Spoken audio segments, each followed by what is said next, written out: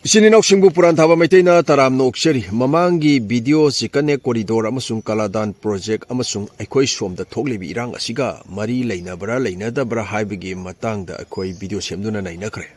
China na aksai sin ase 1950s gi matamdagi loksin bahore. 1962 da Sino India land songnare. Maduda China na loksin kare. India na masigi aksai sin ase Union Territory Ladakh ki Nubra district ki manung sali haini India na domaina claim tawbulai ki aduna hojikse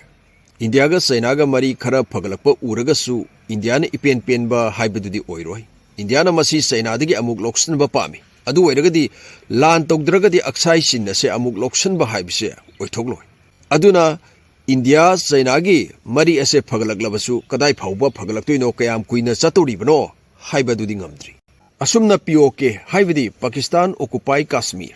ase 1947 da loksin kare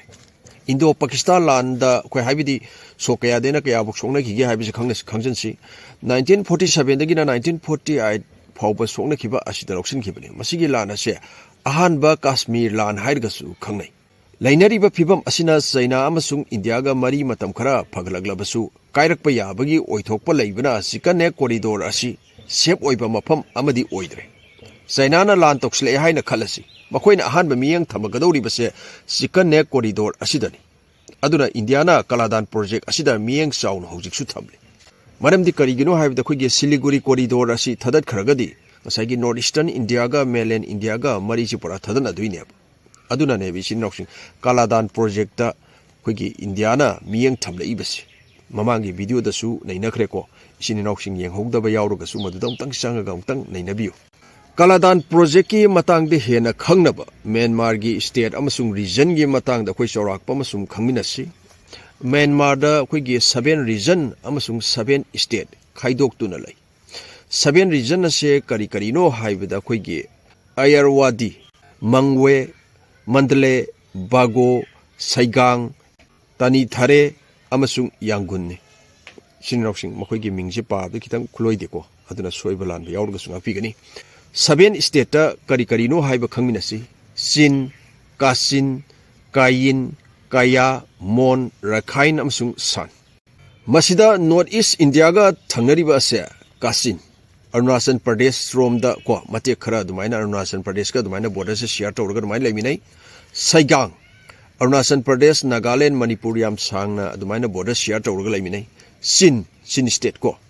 Manipur Mizoram ga border pulli share dumaina tawminai aduna ne khoi Sin state lomdagi sin roksing khoi somda masing khangdangai sangi na hainaribase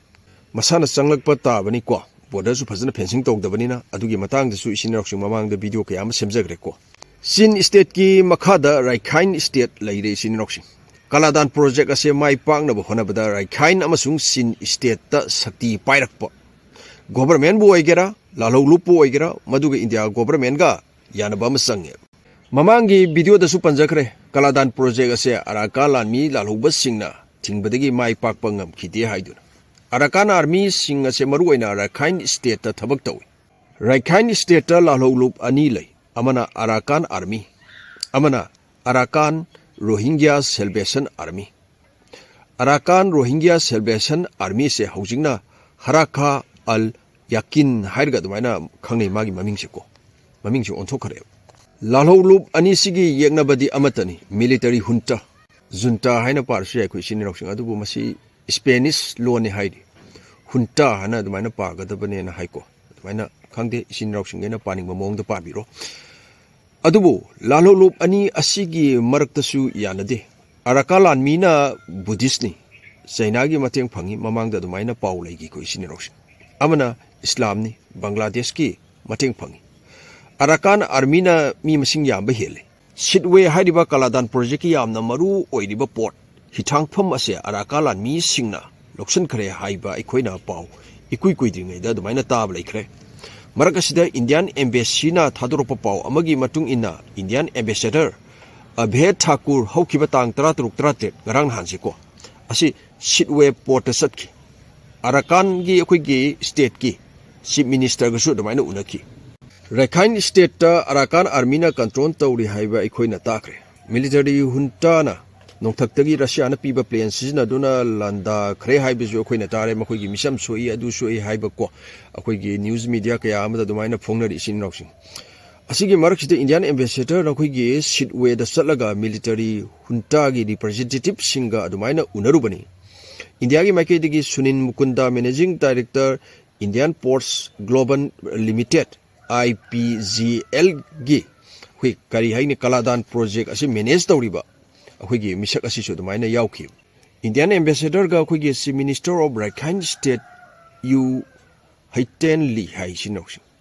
ꯃꯥꯒ ꯎꯅꯗꯨꯅ ꯕꯥꯏꯂꯦꯇꯔꯦꯜ development ꯑꯃꯁꯨꯡ project ꯑꯁꯤꯒꯤ ꯃꯇꯥꯡꯗ ꯑꯃꯁꯨꯡ ꯏꯟꯗꯤꯌꯥꯅ ꯔꯥꯏꯈꯥꯏꯟ ꯁ꯭ꯇꯦꯠꯇ ꯃꯇꯦꯡ ꯄꯥꯡꯕꯒꯤ ꯃꯇꯥꯡꯗꯁꯨ ꯑꯗꯨꯃꯥꯏꯅ ꯋꯥꯔꯤ ꯁꯥꯅꯈꯤ ꯍꯥꯏꯔꯤ ꯑꯗꯣ ꯂꯥꯜꯍꯧꯕ ꯔꯥꯏꯈꯥꯏꯟ ꯁ꯭ꯇꯦꯠꯇ ꯀꯟꯇ꯭ꯔꯣꯜ ꯇꯧꯔꯤꯕ ꯑꯔꯥꯀꯥꯟ ꯑꯥꯔꯃꯤꯒꯗꯤ ꯏꯟꯗꯤꯌꯥꯒ ꯎꯅꯗꯕ꯭ꯔꯥ ꯋꯥꯍꯪꯅꯤ ꯀꯔꯤꯒꯤꯅꯣ ꯍꯥꯏꯕꯗ ꯑꯩꯈꯣꯏꯅꯁꯨ ꯈꯪꯉꯦ ꯔꯥꯏꯈꯥꯏꯟ ꯁ꯭ꯇꯦꯠꯇ ꯑꯩꯈꯣꯏꯒꯤ ꯑꯔꯥꯀꯥꯟ ꯂꯥꯟꯃꯤꯁꯤꯡꯅ ꯆꯥꯎꯅ ꯀꯟꯇ꯭ꯔꯣꯜ ꯇꯧꯏ ꯍꯥꯏꯕ ꯑꯃꯗꯤꯀꯣ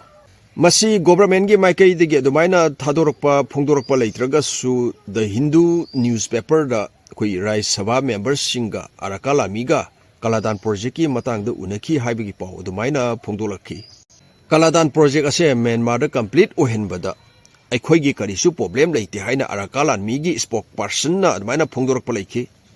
ꯑꯁꯤꯅ ꯇꯥꯛꯄꯗꯤ ꯏꯟꯗꯤꯌꯥꯒ ꯑꯔꯥꯀꯥꯟ ꯂꯥꯟꯃꯤꯒꯁꯨ ꯃꯔꯤ ꯐꯩ ꯍꯥꯏꯕ ꯑꯃ ꯇꯥꯛꯏꯀꯣ ꯏꯆꯤꯟ ꯏꯅꯥꯎꯁꯤꯡ ꯑꯁꯤꯗ ꯃꯥꯂꯦꯝꯒꯤ ꯑꯈꯪ ꯑꯍꯩꯁꯤꯡꯅ ꯍꯥꯏꯔꯤꯁꯦ ꯃ꯭ꯌꯥꯟꯃꯥꯔꯒꯤ ꯔꯥꯏꯈꯥꯏꯟ ꯁ꯭ꯇꯦꯠꯇ ꯊꯥ ꯈꯔ ꯑꯁꯤꯒꯤ ꯃꯅꯨꯡꯗ ꯆꯥꯛ ꯇꯥꯡꯕ ꯊꯣꯛꯂꯛꯄ ꯌꯥꯏ ꯍꯥꯏꯔꯤ ꯃꯤꯂꯤꯇꯔꯤ ꯍꯨꯟꯇꯥ ꯑꯃꯁꯨꯡ ꯑꯔꯥꯀꯥꯟ ꯂꯥꯟꯃꯤꯒꯤ ꯃꯔꯛꯇ ꯂꯥꯟ ꯁꯣꯛꯅꯔꯒꯁꯨ ꯁꯤꯠꯋꯦ ꯄꯣꯔꯠꯁꯦ ꯍꯤꯊꯥꯡꯐꯝ ꯑꯁꯦ ꯑꯁꯤꯒꯤ ꯃꯇꯥꯡꯗꯗꯤ ꯑꯩꯈꯣꯏꯒꯤ ꯆꯞ ꯃꯥꯟꯅꯕ ꯗꯤꯁꯤꯖꯟꯁꯦ ꯃꯣꯏ ꯂꯧꯃꯤꯟꯅꯕꯗꯧꯅ ꯇꯧꯋꯦꯕ ꯃꯔꯝꯗꯤ ꯀꯔꯤꯒꯤꯅꯣ ꯍꯥꯏꯕꯗ ꯆꯥꯛ ꯇꯥꯡꯕ ꯀꯣꯛꯍꯟꯅꯕ ꯑꯣꯏꯔꯕꯁꯨ ꯁ꯭ꯇꯦꯠ ꯑꯁꯤꯒꯤ ꯏꯀꯣꯅꯣꯃꯤ ꯆꯥꯎꯈꯠꯅꯕ ꯑꯣꯏꯔꯕꯁꯨ ꯃꯁꯤꯒꯤ ꯁꯤꯠꯋꯦ ꯄꯣꯔꯠ ꯍꯤꯊꯥꯡꯐꯝ ꯑꯁꯦ ꯌꯥꯝꯅ ꯃꯔꯨꯑꯣꯏꯕ ꯃꯐꯝ ꯑꯃ ꯑꯣꯏꯔꯛꯂꯤ ꯔꯥꯏꯈꯥꯏꯟ ꯁ꯭ꯇꯦꯠꯅ ꯌꯥꯔꯒ ꯀꯂꯥꯗꯥꯟ ꯄ꯭ꯔꯣꯖꯦꯛ ꯑꯁꯦ ꯃꯥꯏ ꯄꯥꯛꯀꯗꯕ ꯅꯠꯇꯦ ꯏꯆꯤꯟ ꯏꯅꯥꯎꯁꯤꯡ ꯆꯤꯟ ꯁ꯭ꯇꯦꯠꯀꯁꯨ ꯌꯥꯅꯕ ꯑꯃ ꯃꯊꯧ ꯇꯥꯔꯤ ꯆꯤꯟ ꯁ꯭ꯇꯦꯠꯇ ꯆꯤꯟ ꯅꯦꯁꯅꯦꯜ ꯑꯥꯔꯃꯤ ꯆꯤꯟ ꯂꯦꯟ ꯗꯤꯐꯦꯟꯁ ꯐꯣꯔꯁ ꯆꯤꯟ ꯕ꯭ꯔꯗꯔꯍꯨꯗ ꯑꯦꯂꯥꯏꯟꯁ ꯍꯥꯏꯔꯤꯕ ꯑꯩꯈꯣꯏꯒꯤ ꯂꯥꯜꯍꯧꯂꯨꯞꯁꯤꯡ ꯑꯁꯦ ꯃꯄꯥꯡꯒꯜ ꯀꯟꯅ ꯊꯕꯛ ꯇꯧꯔꯤ ꯑꯗꯨꯅ ꯏꯟꯗꯤꯌꯥꯒ ꯃꯈꯣꯏꯒꯁꯨ ꯌꯥꯅꯕ ꯑꯃ ꯃꯊꯧ ꯇꯥꯔꯤꯕ ꯀꯂꯥꯗꯥꯟ ꯄ꯭ꯔꯣꯖꯦꯛ ꯑꯁꯦ ꯃꯥꯏ ꯄꯥꯛꯅꯕ ꯍꯣꯠꯅꯕꯗ ꯂꯥꯜꯍꯧꯂꯨꯞꯁꯤꯡꯁꯦ ꯃꯈꯣꯏꯒꯤꯁꯨ ꯗꯤꯃꯥꯟ ꯑꯃ ꯏꯟꯗꯤꯌꯥ ꯒꯣꯚꯔꯟꯃꯦꯟꯠꯒꯤꯁꯨ ꯑꯄꯥꯝꯕ ꯑꯃ ꯃꯅꯨꯡꯗ ꯌꯥꯅꯔꯝꯒꯅꯤ ꯌꯥꯅꯔꯝꯂꯣꯏ ꯍꯥꯏꯕꯗꯨꯗꯤ ꯍꯥꯏꯕ ꯉꯝꯗ꯭ꯔꯦ ꯏꯆꯤꯟ ꯏꯅꯥꯎꯁꯤꯡꯈꯩꯅ ꯑꯗꯨꯝ ꯈꯪꯕꯤꯔꯣ ꯀꯣ ꯑꯁꯤ ꯍꯥꯏꯔꯒ ꯄꯨꯔꯥꯟ ꯊꯥꯕ ꯃꯩꯇꯩꯅ ꯀꯥꯏꯅꯅꯕ ꯌꯥꯊꯪ ꯅꯤꯖꯔꯤ ꯀꯪꯂꯩꯄꯥꯛ ꯏꯃꯥꯅ ꯌꯥꯏꯐꯔꯦ ꯌꯥꯏꯐꯃꯤꯟꯅꯔꯁꯤ